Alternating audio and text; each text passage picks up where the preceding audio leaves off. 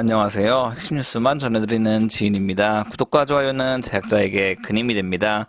일반적으로 기간 산업은 기업의 특화된 역량보다 세계적인 상황, 즉 거시적 경제 병수가 가장 중요합니다. 물론 한국 대표 철강사 포스코와 현대해철이 뛰어난 역량을 보유하고 있음은 명확합니다.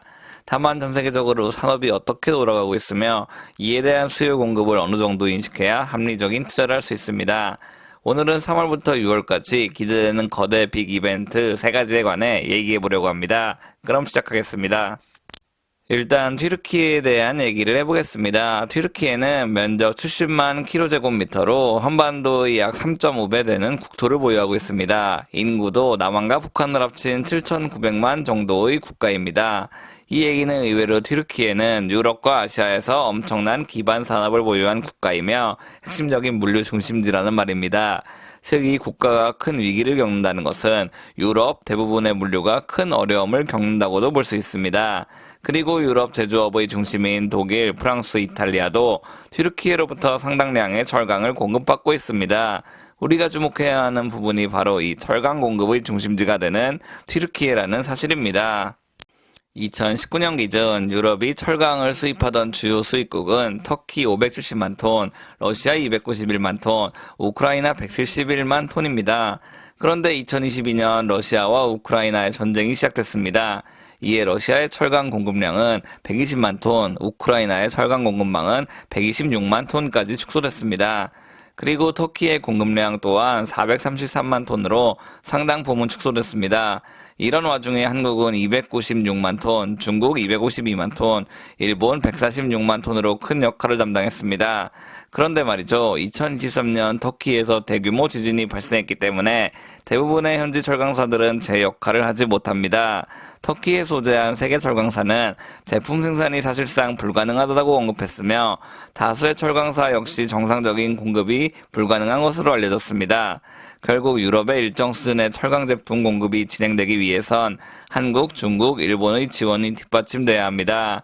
즉 구조적으로 아시아 철강사들은 올해 내내 좋은 수출을 기록할 것이고 이는 장기적으로 주가에 긍정적인 영향을 미치게 될 것입니다. 이번엔 두 번째 큰 이벤트인 세이프가드에 대해 알아보겠습니다. 세이프가드란 특정 제품이 국가 내부의 산업 생태계를 교란시키는 것을 막고자 수입을 제한하는 것을 뜻합니다. 유럽은 지난 2019년 한국의 철강 제품 수입을 제재하는 세이프가드 조치를 실행했습니다. 즉 일정 수준까지는 세금을 거의 물지 않으나 이를 초과하는 물량에 대해서는 25% 관세를 부과하는 형태로 한국 제품을 제재하기 시작한 것입니다. 이는 한국의 철강 제품이 우수하기 때문이며 2013년부터 17년까지 한국이 꾸준히 활약해왔기 때문입니다. 그리고 유럽은 2021년 또 한 차례 세이프가드를 3년 연장하겠다고 입장을 밝혔습니다.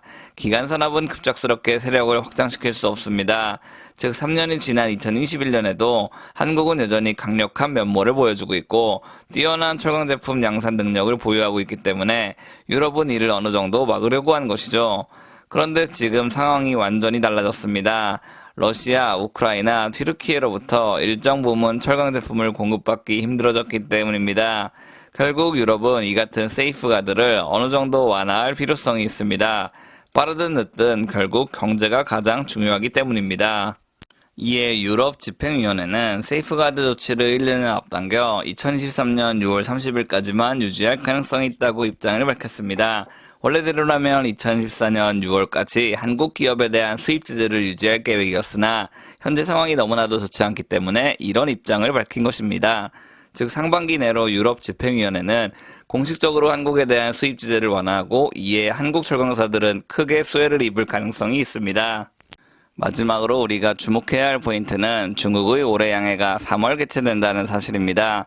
현재 중국 경제는 결코 좋다고 볼 수 없습니다. 그렇기 때문에 중국 정부는 소비 촉진, 투자 촉진, 산업 강화, 개방 확대, 리스크 예방, 민생 살피기 등을 추진하려고 합니다. 그리고 이 같은 다양한 요소를 지원하기 위해선 결국 기간 산업의 안정화가 어느 정도 필요합니다. 부동산 시장을 안정화시키고 지속적으로 전기차 산업을 육성하기 위해선 반드시 대규모의 철강이 필요합니다. 한국 철강사들의 주요 수출처는 바로 중국입니다. 중국의 성장이 있어야 기간 산업의 대표주자 포스코와 현대제철도 안정적으로 성장할 수 있습니다. 즉 우리는 3월 열리는 중국 양호에 대한 내용을 반드시 심도 있게 지켜봐야 한다는 얘기입니다. 오늘은 철강업계 3가지 주목 요소에 대해 알아봤습니다. 이를 순차적으로 정리하자면 3월 중국 양회, 그리고 튀르키예 현황, 마지막으로 세이프가드 철폐입니다. 기간산업은 정책에 따른 영향을 가장 많이 받습니다. 이 점 확실히 유의하시고 현명한 투자하시면 좋겠습니다. 제가 준비한 소식은 여기까지입니다. 지금까지 핵심 뉴스만 전해드리는 지인이었습니다. 감사합니다.